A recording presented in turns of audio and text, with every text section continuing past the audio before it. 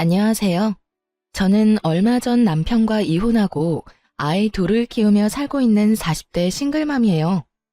이번에 이런 사연글을 쓰게 된 건 제가 겪은 충격적인 상황을 전하고 세상에 이런 쓰레기들도 있다는 걸 여러분들께 알려주기 위해서예요.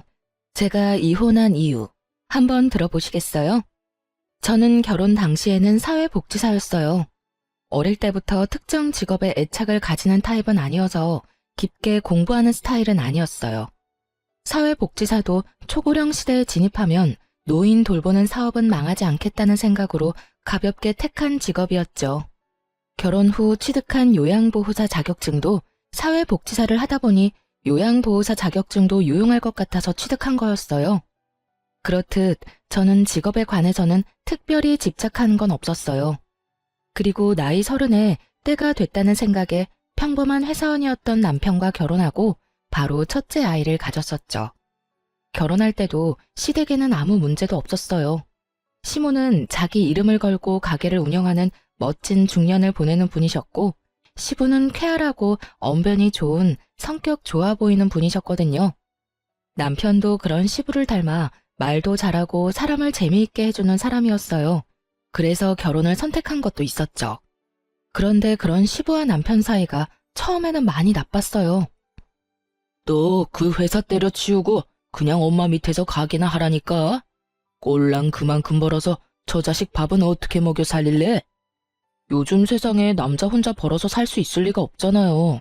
와이프도 같이 돈 버는데 아버지가 왜 난리예요? 그리고 불확실하고 불안정한 수입보다는 적어도 확실한 수입이 낫죠. 볼 때마다 남편 직장 때문에 엄청 싸우곤 했거든요. 그런데 그게 점차 달라지게 됐어요. 결혼하고 한 6, 7년쯤 한창 싸우고 지지고 볶던 시부의 남편이 둘도 없는 친한 친구처럼 죽이 아주 척척 잘 맞더군요. 게다가 시부 말이라면 꿈뻑 죽는 남편을 보면 이제야 철이 좀 들었나 싶은 마음 반, 그래도 이건 좀 너무 과한 거 아닌가 하는 마음 반이었어요. 시부의 부탁을 뭐든 들어주려는 것이 나쁜 건 아닌데 그게 남편의 일이 아니라 저의 일이 되어버리는 건 기분이 퍽이나 나쁘더군요. 가게를 열심히 꾸려가던 시모가 너무 아팠던 적이 있었어요. 몸 상태가 너무 좋지 않아서 여러 병원을 찾다가 결국 큰 병원에서 해본 검사에서 혈액암이 발견됐죠. 시모는 입원하게 됐지만 급격히 쇠약해지는 바람에 간병을 할 사람이 필요하게 됐어요. 며느라가 네가 네 시어머니 좀 모셔라. 시부가 다짜고짜 그 말부터 툭 꺼내더군요. 상의가 아니라 통보였죠. 그게 얼마나 기분 나쁜 일인지 다들 아실 거예요. 저는 기분이 상했지만 일단 감정을 다스리고 시부에게 되물었죠. 아버님, 저도 할 일이 많은데 차라리 전문 간병인을 쓰는 게 어떨까요? 간병인은 돈 많이 들잖아. 그 돈 들이느니 네가 하는 게 낫지. 어차피 너도 그 뭐냐, 간병하는 거 자격증 있다고 하지 않았어? 요양보호사 자격증은 있지만 저는 따로 직장이 있잖아요. 지금 일하면서 살림하며 애 보는 것도 힘든데 이 상황에 어머님까지 모시면 너무 힘들어서 아무것도 제대로 못해요. 돈이 많이 든다는 이유로 간병인을 안 쓰겠다는 말에 기도 안 찼죠. 그럼 저는 무보수로 부려먹어도 되는 노동력인가요? 솔직히 남편이 돈이나 많이 벌어왔으면 저도 이런 고민할 거 없이 일 그만두고 시모 케어하러 갔겠죠. 하지만 지금 저희 상황에 저까지 일을 그만두는 건 너무 무모한 행동이었어요. 그래서 저는 멀뚱하게 서 있는 남편에게 계속 눈치를 주고 있었어요. 그런데 남편이 뜬금없이 저한테 그런 말을 하더라고요. 여보, 모르는 사람한테 우리 엄마 맡기느니 그냥 당신이 봐주면 안 돼? 아버지 하는 말씀도 다 맞는 거고 솔직히 간병인 믿음직스럽지도 못한데 차라리 그런 사람에게 돈 주고 맡기느니 당신한테 맡기는 게 낫지. 당신 진짜 진심으로 그런 말 하는 거야? 나 일 그만두면 지금 당장 나가는 돈 다 펑크야. 모아놓은 돈도 많이 없는데 무슨? 엄마한테 이야기해서 일단 보험금 나오는 걸로 당신 월급만큼 달라고 하면 되지. 당신이 간병해주는데 그런 것도 못해주겠어? 시모와 전혀 상의되지 않은 듯한 말투에 저는 걱정부터 앞서기 시작했어요. 두 사람 하는 걸 보니 제가 하겠다고 말하기 전에는 집에도 안 보내줄 것 같더라고요. 돈 문제만 해결되면 시모 돌보는 거야 일하는 거라고 생각하고 하면 되기는 한데 이럴 때는 남편이 외동인 게 정말 원망스럽더라고요. 결국 시부 말에 동조한 남편 때문에 저는 떠밀리듯 억지로 시모 병간호를 맡게 됐어요. 진짜 일하는 것처럼 오전부터 오후까지 일하고 저녁에는 집에 와서 애들 보고 살림하고 그렇게 하기로 결정했죠. 정말 싫은 일이 될 거라는 제 예상과는 다르게 생각보다 의미 있는 시간이 되었어요. 병간호하는 첫날 시모가 제게 그러더군요. 아가, 너 혹시 내 가게에서 일할 생각은 없니? 어머님 가게요? 제가 어머님만큼 요리를 잘하는 것도 아닌데 어떻게 거기서 일을 해요? 요리를 하는 게 아니라 운영을 하는 거지. 요리는 주방장한테 맡겨놓고 너는 가게를 굴리는 거야. 내가 이렇게 되고 나니 생각보다 내 가게에 애착이 많았다는 걸 느꼈어. 그걸 모르는 사람들에게 주느니 너한테 맡기고 싶은데 생각 있으면 배워보련? 정말 뜬금없는 제안이었지만 흥미는 생기더군요. 어차피 지금 있는 직업에 커다란 사명감이 있는 것도 아니었고 가게를 물려준다는 말까지 들으니 없던 흥미도 생길 수밖에 없더군요. 그렇게 그 다음 날부터 시모의 병수발을 들면서 시모 가게 일을 배우기 시작했어요. 시모 병원 입원 몇 달 전부터 시부가 가게를 운영하고 있었는데 매번 적자라 시모가 신경을 많이 쓰고 있다고 하더라고요. 그렇게 가게 운영에서부터 레시피까지 상세하게 저한테 알려주셨어요. 그래서 병수발 드는 내내 그리 힘들거나 지루하지도 않았죠. 그렇게 시간이 지나고 시모의 이식 날짜가 잡혔어요. 조혈모 세포 이식이었는데 천운인지 이식센터에 시모와 맞는 공여자의 골수가 있었던 거죠. 그렇게 날짜가 잡히니 시모가 제게 그러더군요. 수술하는 도중에 내가 어떻게 될지 모르니까 가게 명의부터 너한테 옮기는 작업부터 하자. 지금 어차피 점심시간 끝나면 크게 할 일 없으니까 우리 집 가서 화장대 제일 아래쪽 서랍 깊숙이 넣어둔 서류를 좀 들고 와줘. 제가 어머님네 안방에는 안 들어가 봐서 잘 모르는데 그러면 제가 들어가서 화상통화 연결할게요. 어디쯤 있는지 어머님이 좀 알려주세요. 그렇게 이야기를 하고 저는 시댁으로 갔죠. 시댁 안으로 들어가니 생각보다는 정리가 되어 있었어요. 시부 혼자 있으니 어지러워져 있을 거라 생각했는데 예상외로 깔끔해서 시부 성격이 깔끔한가 보다 했죠. 그렇게 안방에 들어가서 화상통화를 연결했죠. 시모가 알려준 대로 화장대를 열고 서류를 꺼내려고 보니 여러 서류가 있더라고요. 영상통화로는 질이 좋지 않아 제대로 찍히지 않아서 제가 전화를 끊고 서류를 전부 화장대에 올려놓은 채 하나씩 찍어 시모에게 보냈어요. 그런데 시모가 다시 전화가 왔더라고요. 예, 잠깐만 그 화장대 위에 있는 화장품 사진 좀 찍어서 보내줄래? 네, 잠시만요. 저는 화장대에 있는 색조 화장품과 기초 화장품을 모두 찍어 시모에게 전송했어요. 시모가 그걸 본 것인지 저한테 그러더군요. 그거 내가 쓰는 립스틱이 아닌데? 혹시 네 거니? 순간 가슴이 철렁 내려앉았어요. 시모가 모르는 립스틱이 화장대에 있다는 사실이 무엇을 말하는 건지 바로 감이 왔거든요. 제 거 아니에요. 어머님 거 정말 아니에요? 물어보기도 죄송스러웠어요. 아픈 와중에 시부의 외도와 관련된 물건을 목격하게 될 줄은 꿈에도 상상 못하셨을 테니까요. 시모가 잠시 아무 말 없더니 저한테 한 가지 부탁을 하더군요. 얘야, 내가 이런 부탁까지 해서 정말 미안하구나. 혹시 너희 시아버지 외도 증거 좀 가져올 수 있겠어? 립스틱이라도 가져오면. 어머님, 외도 증거가 필요하시면 제가 안방에 녹음기 설치할게요. 어떤 쥐새끼 같은 여자가 여기 왔다 갔다 하는 모양이니 몰래 숨겨놓고 나중에 찾으러 오면 둘이서 무슨 이야기 했는지 알 수 있겠죠. 제 말에 시모가 그렇게 해달라고 말하고는 전화를 끊었어요. 저는 그 길로 소형 녹음기를 샀어요.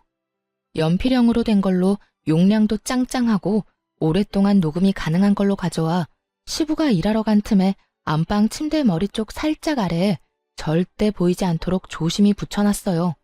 그리고 녹음을 눌러놓고 병원으로 돌아왔죠. 병원으로 오니 시모 표정이 좋지 않았어요. 화가 안 나면 이상한 거죠.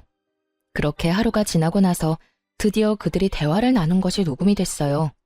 그 녹음 내용을 듣고 저는 차마 시모에게 들려주기가 너무 힘들었어요.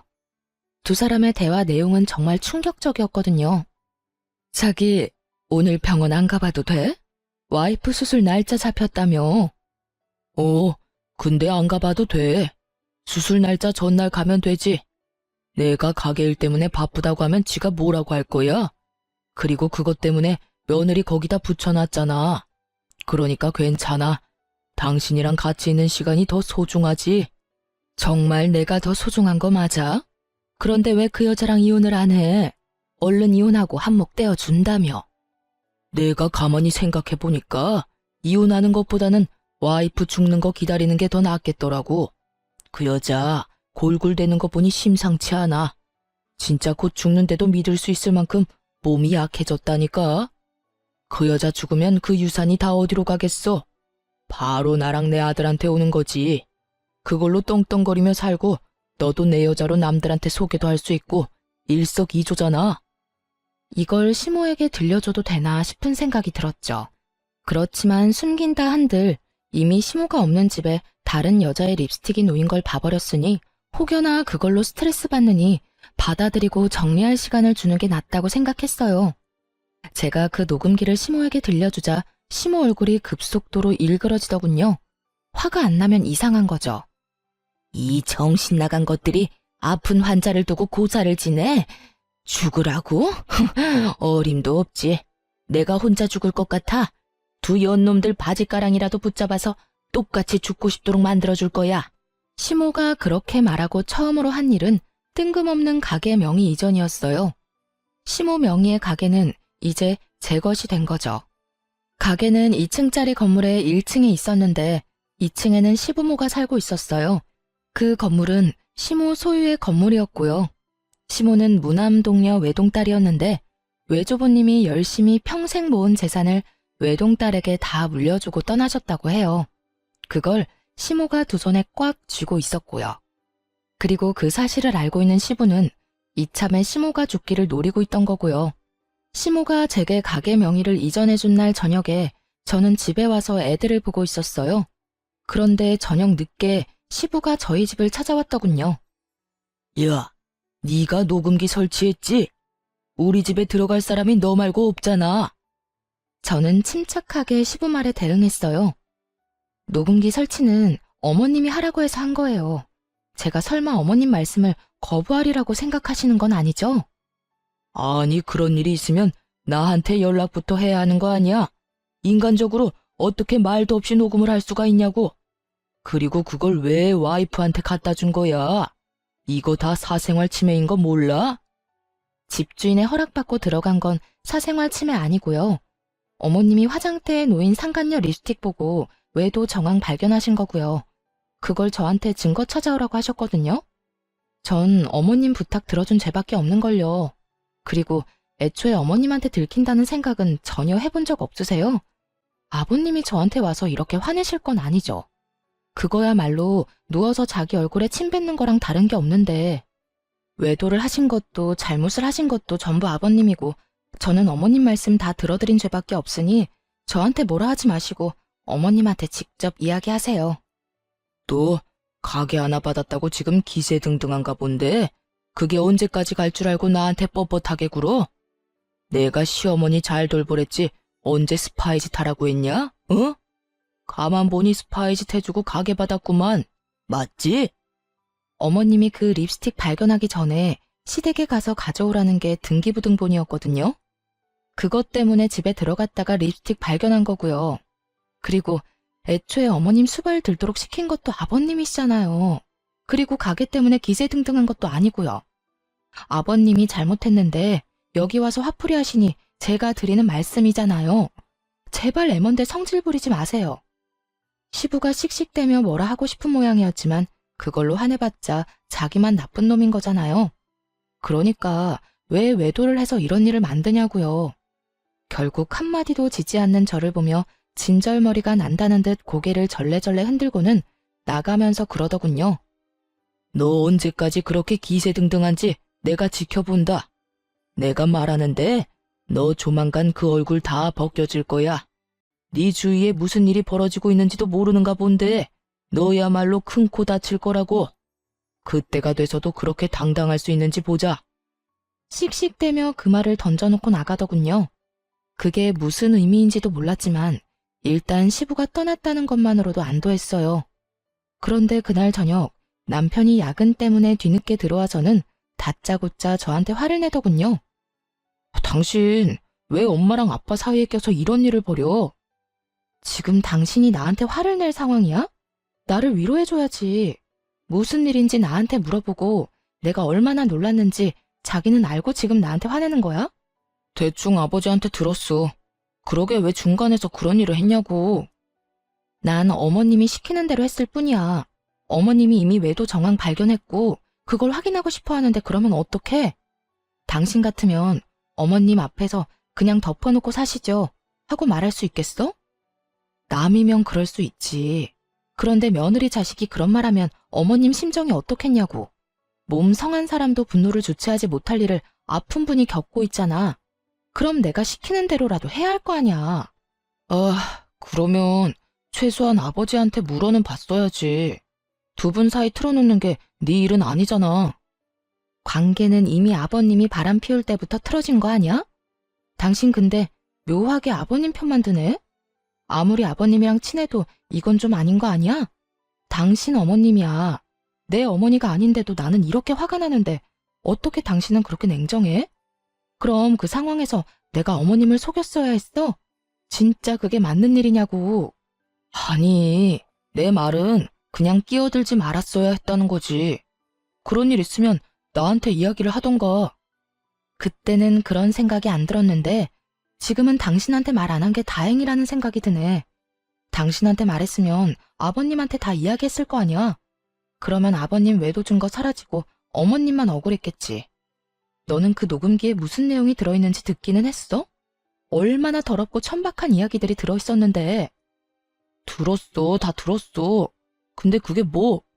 그렇게 된 것도 아니고 그냥 계획인 거잖아. 터무니없는 현실성 없는 계획. 그거 가지고 사람 몰아가는 건 아니지. 순간 남편의 그 말에 수상함을 느꼈어요. 왜 이렇게 시부 편을 드는 거지? 기분이 묘하게 이상했어요. 그리고 가게 명의 변경한 거 그것도 아버지한테 돌려줘. 당신이 가질 게 아니잖아. 그 가게 명의가 어머님이야. 어머님이 나한테 주신 거고. 병수발 들러간 첫날에 나한테 그 가게 주고 싶으니 가게 일 배우라고 하셨거든? 당신 진짜 점점 이상해. 왜 그렇게 아버님 편만 들어? 왜? 너도 남자라서 바람 피운 남자의 마음이 이해가 가? 제가 그렇게 추궁하자 남편이 눈에 띄게 당황하더니 갑자기 옷방으로 들어가 버리더군요. 그런 거 아니야. 그냥 아버지한테 말 전해 들으니 상황이 딱해 보여서 그렇지. 그런 거 아니라고. 너무너무 수상한 남편 모습에 결국 저는 흥신소의 남편 뒷조사를 의뢰했어요. 그리고 남편이 좀 더 자유롭게 무슨 일이든 저지르기 쉽게 만들어줬어요. 아이들을 친정에 맡기고 저는 시무병원에서 당분간 지내겠다고 말했죠. 시부가 다시 찾아올까봐 무서우니 시모 곁에 있겠다고요. 그랬더니 남편은 별말 없더군요. 사람을 붙여놓고 난 뒤에 아침마다 남편의 행선지에 대해 물었어요. 평일은 거의 대부분 남편 행선지와 조사한 사람의 행선지가 같더군요. 다른 사람을 만나는 것 같지도 않고요. 그런데 주말에 시부와 낚시를 가겠다고 하더군요. 그래서 시부에게도 전화해서 물어봤어요. 이번 주 주말에 병원 오실 거냐고요. 둘이 싸운 게 있어서 상냥한 말투는 아니었지만 시부가 이번 주에는 남편과 낚시를 갈 거라고 하더라고요. 평소에도 둘이 이렇게 자주 낚시를 하러 갔기 때문에 처음에는 별 생각 없었어요. 하지만 그 다음날 조사 직원이 보내온 내용은 그들의 말과는 정반대였어요. 남편이 낚시를 간 것이 아니라 여자와 여행을 갔더라고요. 제가 없는 틈을 타 멀리 물 좋고 바람 좋은 곳으로 내연녀와 여행을 떠났더군요. 마누라는 자기 어머니 병수발 들도록 만들어두고 말이죠. 둘이서 팔짱 끼고 뺨에 뽀뽀하는 사진이 수십 장이나 찍혀있는 걸 보고 제 속도 부글부글 끓었어요. 알고 보니 시부도 그날 상간녀를 만난 모양이더라고요. 서로가 서로의 외도를 숨겨주고 있었던 거죠. 그렇게 서로의 마누라를 속이고 부자가 똑같이 상간녀와 놀아났다고 생각하니 머리 끝까지 화가 났어요. 저는 참지 못하고 시모에게 달려가 울었어요. 왜 그러니? 왜 이렇게 울어? 무슨 일이 있었어? 시모의 목소리를 들으니 눈물이 왈칵 더 나오더군요. 한참 흐느끼던 저를 토닥이던 시모에게 제가 하소연하듯 말했죠. 어머님, 어쩜 좋아요? 그 사람도 바람 피는 것 같아요. 제 말에 시모의 토닥거림이 멈췄어요. 제가 고개를 들어 시모를 보니 시모 표정이 울상이 되어 있더군요. 이게 대체 다 무슨 일이니? 넌 그걸 어떻게 알았어? 얼마 전에 아버님이 오셔서 저한테 화내신 적이 있거든요. 그런데 남편이 아버님한테 무슨 이야기를 들었는지 아버님 편들면서 저한테 화를 내더라고요. 제가 거기에 끼이면 안 됐었다면서 저를 탓하더라고요. 그러면서 가게 명의도 아버님한테 돌려주라고. 주말에 아버님이랑 낚시를 간다고 했어요. 아버님도 남편이랑 낚시 간다고 했고요. 그런데 알고 보니까 두 사람이 만나지도 않았고 서로 각자 내연녀를 만나고 있더라고요. 두 사람이 어머님이랑 저를 둘 다 속이고 있었어요. 어머님한테는 죄송한 말이지만 정말로 이혼하고 싶어요. 그 사람이랑 같이 살맛대고 살고 싶지가 않아요.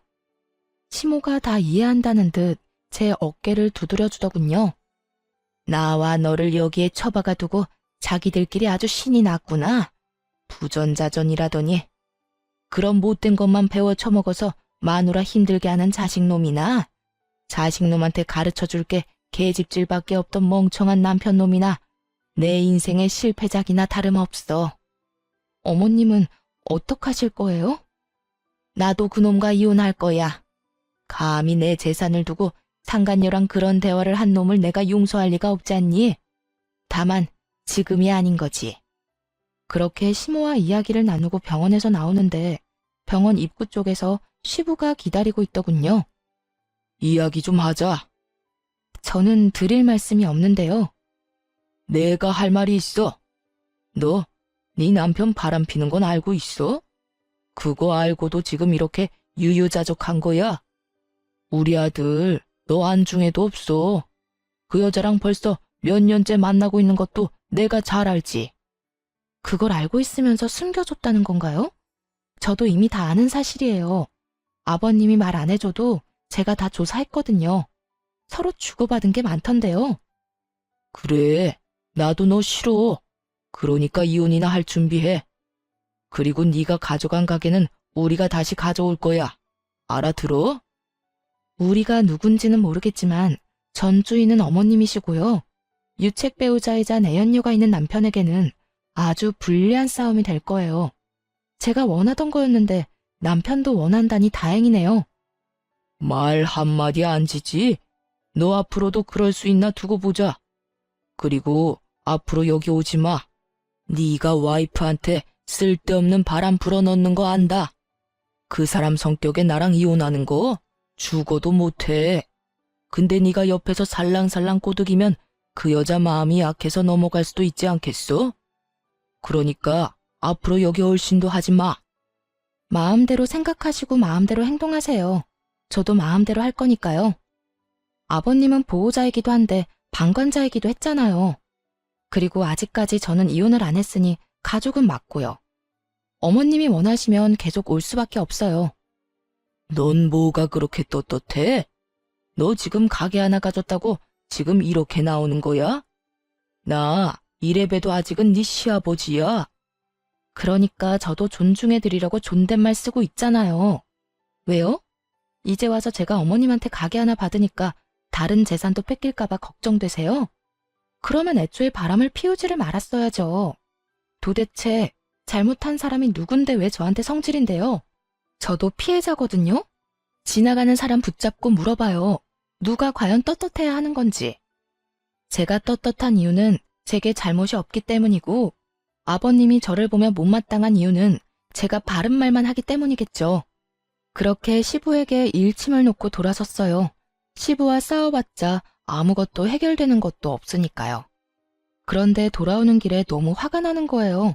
제가 왜 이런 취급을 받고 있나 싶고 왜 저딴 인간이 나한테 그런 소리 하는 거 참아야 하나 싶고 그래서 남편을 불러냈어요. 아무것도 모르는지 남편 놈은 태연스레 제가 말한 곳으로 오더군요. 갑자기 왜 밖으로 불러내? 집에서 이야기하면 되잖아. 귀찮다는 듯 말하는 남편 놈을 보며 저는 남편을 째려보며 말했죠. 집에 도착할 때까지 참을 수 없었거든. 내가 방금 아버님한테 들었는데 당신 바람 핀다며? 여자 있다던데? 그래서였어? 그래서 당신 아버지 편들면서 나한테 화냈냐? 갑작스런 제 말에 남편 놈이 당황했는지 얼굴이 하얗게 질리더라고요.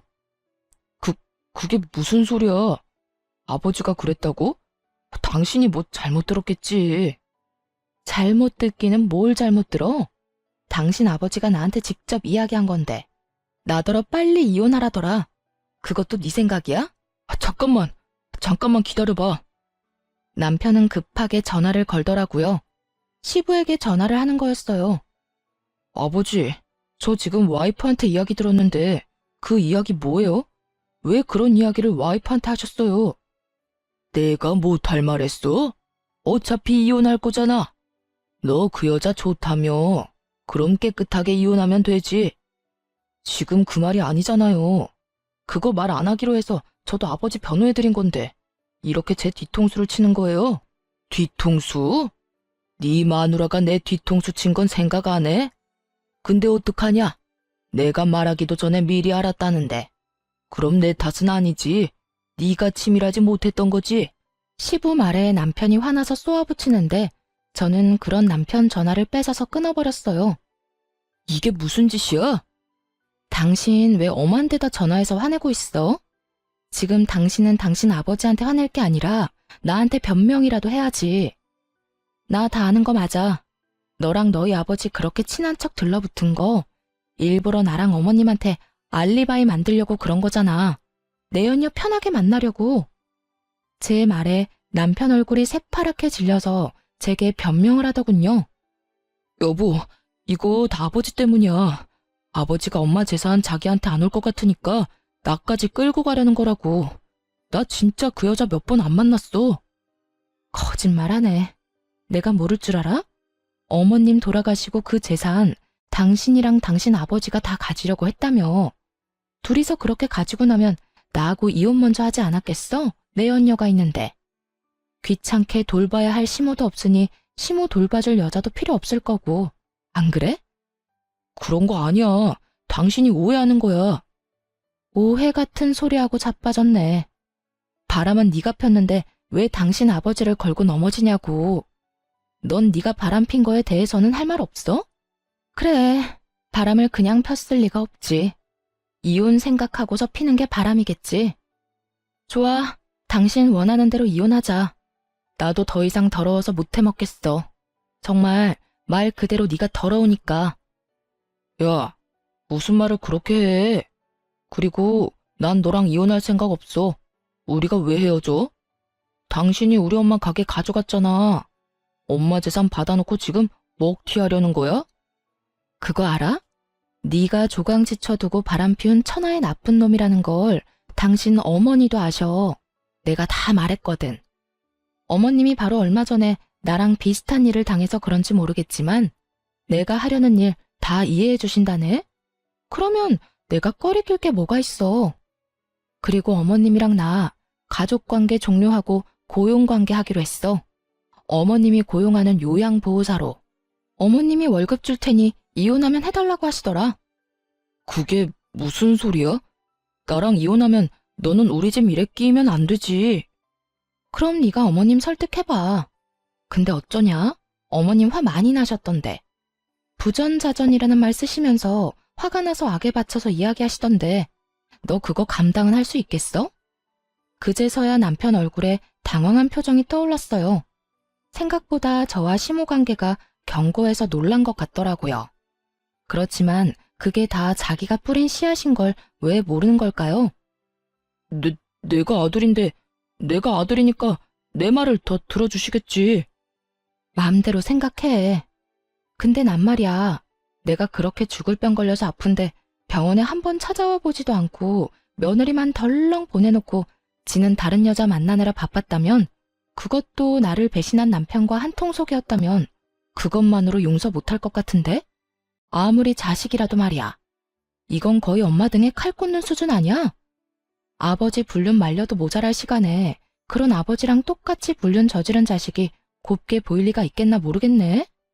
그제야 자기 처지를 생각해낸 남편놈 눈알이 불안하게 떨리더군요. 그리고 그 다음 날부터 웃기지도 않는 연극 한 편이 시모의 병실에서 펼쳐졌죠. 남편이 시모를 찾아와 용서를 구하며 병간호를 하며 착한 아들 노릇을 하더군요. 근데 그거 아시나요? 간병도 해본 사람이 잘해요. 모르면 매번 환자에게 물어봐야 하고 의료진에게 계속 물어봐야 하거든요. 그런데 아무것도 모르는 놈이 간병하겠다고 설치니 환자인 시모가 더 속 시끄러울 수밖에 없었죠. 게다가 아들을 향한 그 냉정한 표정은 저도 상상 못할 만큼 차가웠거든요. 여태 안 찾아오다가 무슨 바람이 불어서 여기까지 와서 안 하던 짓을 해? 난 너한테 간병받기 싫다. 어머니, 지금까지 찾아와 보지 못해 죄송해요. 그래도 제가 안 오고 싶어서 안 온 게 아니라 일이 좀 바빴거든요. 그래서 계속 못 온 거예요. 그래? 난 또 네가 네 아버지랑 쌍으로 바람이 나서 상간녀들 만나느라 안 오는 줄 알았지. 시모 말 한마디 한마디에 비수가 섞여 있으니 남편 놈도 말을 조심스럽게 하더라고요. 어머니, 그런 거 아니에요. 그 여자는 진짜 별거 아닌 사이고 진짜 잠깐의 일탈이었어요. 아버지랑 저는 달라요, 어머니. 다르기는 뭐가 달라? 네가 네 아버지 바람 피는 걸 묵인하고 허용한 것도 모자라서 똑같은 짓을 저지르고 있었으면서. 네가 양심이 있으면 여기 와서 그딴 말은 하지 말았어야지. 나보다 네 마누라한테 먼저 용서를 구했어야지. 네가 왜 나한테 잘해줘? 이제 와서 왜? 너도 나한테 바라는 거 있어? 그런 거 없어요. 어머니, 제발 제 진심을 오해하지 마세요. 오해는 무슨 얼어 죽을 오해? 그게 진심이라고? 그딴 게 진심이면 세상의 진심은 다 죽었겠구나. 내가 네 아버지 때문에 얼마나 힘든지 알면서도 끝까지 나한테 먼저 이야기 안 했어. 그게 괘씸한 거야, 이 망할 놈아. 결국은 시모가 화를 내며 남편 놈을 쫓아내버렸어요. 그러자 그 뒤로 시부와 남편 놈이 번갈아가며 시모 병실을 찾아와 시모에게 용서를 빌었어요. 여보, 미안해. 내가 진짜 그때는 귀신에 씌었나 봐. 제정신이 아니었다고. 그 여자 정리할 테니까 그러니까 이혼만은 제발, 응? 그리고 이 나이에 무슨 이혼이야. 그냥 살아. 내가 평생 당신한테 속죄하면서 살게. 어머니, 저는 진짜 아버지 꿰매 빠진 것뿐이라고요. 어머니를 괴롭히려던 것도 아니었고 그냥 그런 상황이 돼서 어쩔 수 없이 그런 건데 아버지만큼 제가 잘못한 건 아니잖아요. 그런 개소리들을 들으며 시모는 눈 하나 깜짝 안 하더군요. 저도 간병하면서 병실 안에 있었으니 다 들렸거든요. 그리고 저는 시모 덕분에 이혼 절차를 밟을 수 있었어요. 저희 신혼집은 시모 명의였고 남편과 제 사이에 모아둔 돈도 많이 없었으니 재산 분할할 것도 그리 많지 않았죠. 하지만 남편놈은 유책 배우자가 돼서 저에게 엄청난 위자료를 줘야 했어요. 그리고 상간녀 소송도 역시 같이 진행했죠. 바람을 핀 건 두 연놈이니까요. 상대방이 몰랐으면 또 모를까 알면서 사귀고 있는 게 분명했거든요. 그 상간녀가 남편 직장 동료였으니까요. 직장 동료들 다 불러서 결혼까지 했는데 남편이 결혼했다는 걸 모를 수가 없었으니 그 여자도 벌을 받는 게 당연하죠. 그런데 시모가 조용히 저를 불러서 이야기하더군요. 너 이혼할 때 애들 양육권이랑 친권은 무조건 가져와. 물론 가져올 생각이었고 가져왔지만 시모가 무슨 생각으로 가져가라는 말을 한지는 몰랐어요. 그런데 이혼이 법적으로 결정되고 나서야 저는 시모의 의도를 알게 됐어요. 시모가 이혼을 확인하자마자 본인의 재산을 손주들에게 증여를 해줬거든요. 가게가 있던 2층짜리 건물이랑 저희 신혼집이요. 그리고 평소처럼 용서를 빌려온 남편과 시부에게 시모가 말해줬어요. 내 가게, 건물, 그리고 너희 신혼집, 내 손주들 앞으로 증여했어. 너희처럼 여자 눈에 눈물 흘리도록 만든 놈들한테 내가 물려받은 거 단 하나도 줄 생각 없어. 여보, 도대체 왜 그런 짓을 했어? 지금 친권이 누구한테 가 있는데? 당신 재산 저 며느리가 함부로 쓰기라도 하면 어쩔 거야? 함부로 써? 당신한테 맡겼으면 순식간에 사라졌겠지. 나 죽으라고 고사도 지내는 판에 그 부동산 돈으로 바꿔서 다른 여자 먹이고 재우고 입히는데 열심히 썼겠지. 그 꼴 보느니 손주들한테 주는 게 낫지. 억울한 표정의 시부에게 시모가 윽박질렀어요. 그런데 묘하게 남편 놈은 조용하더군요. 지금 이 상황에 그나마 시부보다는 유리한 게 남편 입장이었잖아요. 시모가 죽으면 유산이 자기한테로 올 가능성이 높아졌으니 긁어 부스럼 만들고 싶지 않은지 숨도 안 쉬고 조용히 있더라고요. 그런 남편놈에게 저도 선물 하나 던져줬어요. 남편 상간녀가 남편이랑 같은 직장이니 찾아가서 친절하게 어떻게 된 과정인지 다 알려줬거든요. 저희 이혼하고 이미 남남됐으니까 알려줄게요. 저희 신혼집 명의가 시어머니 앞으로 되어 있었거든요. 그런데 이혼하자마자 어머님이 저희 아들들한테 증여를 했어요. 그러니까 그 남자 아무것도 없는 개털이에요. 집에서 곧 나가야 할 거고 위자료도 나한테 줘야 하고 매달 양육비도 보내야 하죠. 아, 그리고 당신도 상간녀 소장 받게 될 거예요. 그러면 나는 그 위자료도 받게 되겠지만 당신은 당신 스스로 돈을 내야 할 거예요. 그 남자 정말 아무것도 없으니까. 그래도 사랑만 있으면 되죠? 잘 만나요. 양육비는 꼬박꼬박 보내고요. 열심히 일해서 제 자식 크는데 돈 붙여줘야 하니까 몸 건강하고요. 거짓말이지? 그 사람 진짜 빈털털이라고? 그럼 난 어떡해. 위자료 대신 내준다고 자기만 믿으라더니 나쁜 놈이? 제 말에 한껏 열받았는지 그 길로 씩씩대며 전화를 걸어대더군요. 그런 상간녀를 두고 돌아왔어요. 결국 그 뒤에 들려온 소식은 두 사람의 이별 소식이었죠. 저는 정말 깔끔하게 이혼에 성공했어요. 이제 남은 건 시모였죠. 시모는 제가 이혼하고 손주들에게 부동산을 증여해주면서 모든 재산을 정리해두고 이혼 소송을 진행했어요. 시부가 죽자 살자 매달렸지만 시모가 들은 채도 하지 않았어요. 그 여자와 만난 것이 하루 이틀 일도 아니었고 거의 5년 가까이 만나며 시모를 기만했으니까요. 게다가 아픈 사람을 두고 바람을 피우면서 심지어 재산을 다 가질 거라는 이야기를 했으니 그에 관한 시모의 분노가 얼마나 컸는지는 상상하지 않아도 알만했어요. 결국 두 사람도 이혼을 했지만 역시나 시부가 유책 배우자가 됐고 나눠야 할 재산 분할은 시모의 증여로 인해 할 것도 거의 없었죠. 시모 명의로 된 것은 현금 자산뿐이었는데 그마저도 병원비와 보험금으로 받은 거라서 건드리지도 못하게 됐거든요. 결국 부자가 똑같이 계집질하다가 이혼당하고 빈털터리로 나앉게 생긴 거죠. 게다가 상간녀까지 떠나가니 지푸라기라도 잡는 심정으로 시어머니 병실만 뺀질나게 드나들더라고요. 어머님은 자기가 오래 살지 못할 거라 생각했는지 마음을 단단히 먹고 시부를 빈털터리로 만들었고요. 그런데 정말 웃긴 건 제 전남편 놈이었어요. 그 자식이 시부가 나가 떨어진 걸 보고 시모에게 찾아와 뭐라고 했는 줄 아세요? 어머니, 이제 하나뿐인 자식인 제가 어머니 잘 모실게요. 이러는 거예요. 그러면서 세상 효자인 척 다 하더군요. 시모가 그런 아들 바라보며 물었죠. 아, 그래? 그럼 잘 모셔라. 내가 해달라는 대로 다 하고 그 정도는 할 수 있지? 네, 당연하죠. 어머니, 저만 믿으세요. 그 꿍꿍이 속을 왜 모를까요? 필시 속으로는 시부가 이혼했으니 만약 이 상태로 시모가 죽으면 자기한테 시모 유산이 다 상속될 거라고 정신 나간 상상하고 있었을 거예요. 그렇지만 그 뒤에 들려온 시모 말에 전 남편 표정이 울상이 됐죠. 그래, 그러니까 내가 미리 알려줄게. 나는 내 재산 다 쓰고 갈 거야. 그리고 다 못 쓴 거 있지? 그건 사회에 기증할 거라고 유언장까지 적어놨어. 내 재산에 관심 있는 사람들이 많고 뒤통수까지 쳐가면서 가져가려는 사람들이 있으니 그런 인간들 배불리지 않으려면 내가 다 걷어가는 게 맞지 않겠니? 어머니, 그런 게 어디 있어요. 제가 자식인데 당연히 저한테 물려주셔야죠. 왜 당연히야? 너 내 재산 불리는데 도움 준 적이 있어? 네 아버지랑 마찬가지로 나 뒤통수 치기나 바빴지. 인간아, 좀 착실하게 살지 그랬어. 왜 죽어가는 엄마를 두 번 찔러 왜? 내가 널 용서해서 여기 놔두는 것 같아? 천만에.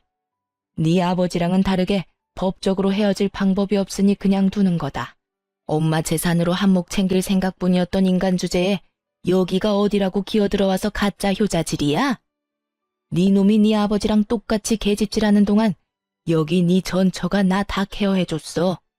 곧 죽을지도 모를 엄마 맡겨놨으면 네가 더 잘했어야 할 거 아니야. 왜? 돈만 많고 쓸모없는 엄마 여기 가둬놓고 마누라까지 같이 처박아 놓으니까 잘 만났어? 그렇게 자유롭게 여자 만나니까 좋았어? 넌 네 와이프한테도 잘못했지만 나한테도 잘못한 거야. 내가 미안해서 며느리 앞에 얼굴을 못 든다고. 결국 시모에게 호통을 듣고 혼이 나가버린 전 남편은 병간호를 마치고 돌아가는 절 붙잡고 감히 애들 이야기를 꺼내더군요. 애들 잠깐 보게 해줘. 잠깐이면 돼. 이제 이혼하면 자주 못 만날 텐데 지금이라도, 어? 애들한테 무슨 헛소리 하려고. 나한테 해. 애들 앞에서 할 말 나한테 못할 게 뭐가 있는데? 그런 거 아니니까 잠시만 보게 해줘. 나도 아빠인데 애들 볼 수 있잖아. 갑자기 애들 보고 싶다고 하는 남편을 보며 뭔가 묘하게 이상한 기분이 들었는데 뭐 어쩔 수 없었죠. 애들 아빠니까요. 그렇게 애들을 만나게 해줬는데 애들이랑 셋이서 이야기를 얼마간 하더니 곧 풀이 죽은 얼굴로 밖으로 나오더군요. 전 남편 돌아가고 애들한테 물었어요. 그랬더니 첫째가 말해줬어요. 아빠가 우리한테 예전처럼 엄마 아빠 다 같이 살고 싶지 않냐고 묻던데 우리가 엄마한테 말하면 같이 살 수 있다고. 속으로 열불이 났어요. 이게 하다하다 안 되니 시모에게 재산 증여받은 아들들에게 나를 회유하라고 요구한 거였어요. 하긴 자기 딴에는 답답했겠죠. 이제 곧 신혼집에서도 떠나야 하니까. 전 남편 완전 개털이었거든요. 그래? 그래서 넌 뭐라고 했는데?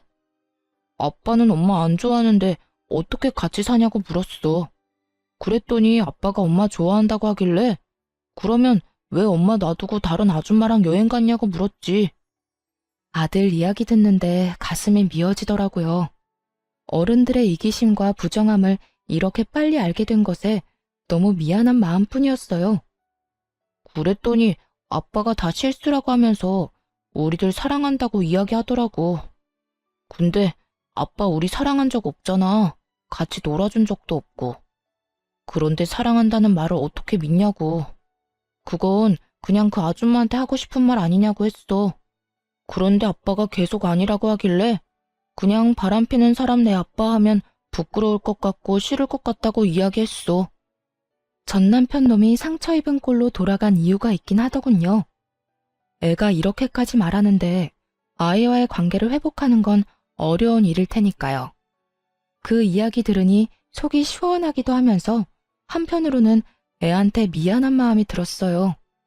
그래도 이미 이혼했고 애한테 내가 더 많은 사랑을 주면 된다는 마음으로 여전히 일하며 애들 키우고 있어요. 전 남편은 집이며 재산이며 여자며 다 잃었고 결국에 시모에게까지 버림받아 월세방 살며 겨우겨우 산다고 하더군요. 번 돈으로 상간녀하고 놀러다니며 펑펑 쓰느라 여태껏 모아놓은 돈도 없었으니 그야말로 자신이 뿌린 대로 거두고 있는 중인 거죠.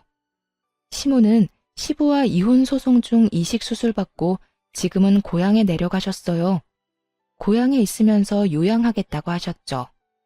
가끔 애들 데리고 찾아뵈는데 갈수록 건강해지시는 거 보니 스트레스 덜 받아 그런 모양인 것 같더라고요. 아픈 부위가 있다고 그걸 참고 살면 언젠가는 온몸에 그 독이 퍼져 고생만 할 뿐이란 걸 이번에 제대로 알게 됐어요. 썩은 곳은 빨리 도려내야 한다는 걸요. 지금 당장 좀 많이 아플지라도 언젠가 그 상처에는 새살이 돋을 거니까요. 쓰다 보니 글이 길어졌네요. 오늘도 모두 즐거운 하루 되시길 바랍니다.